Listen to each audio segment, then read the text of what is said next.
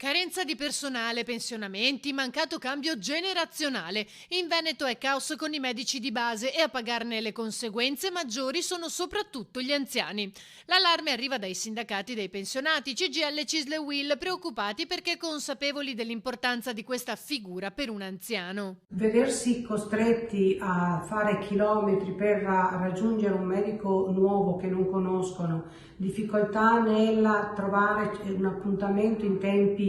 rapidi o in tempi sostenibili, sta creando una situazione che non può essere lasciata così senza una soluzione anche temporanea. Queste difficoltà, accentuate dalla pandemia, dicono i sindacati, si sopperiscono sulla carta aumentando il bacino di ogni medico di base da 1500 a 1800 pazienti. È un allarme che noi abbiamo lanciato e chiediamo alla Regione di intervenire, denunciando anche contemporaneamente l'assenza e gli errori di programmazione da parte della Regione Veneto, che è una delle regioni che ha meno investito sulla formazione dei medici di base, per cui ci troviamo con una grandissima carenza. C'è una ricerca dell'IRES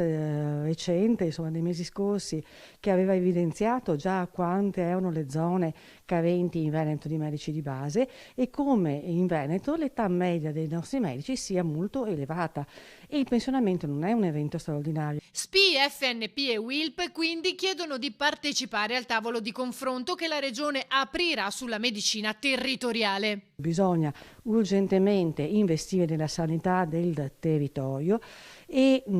realizzare le medicine di gruppo, che sono una risposta organizzativa che consente di rendere più efficiente anche il lavoro dei medici, sviluppando le professionalità,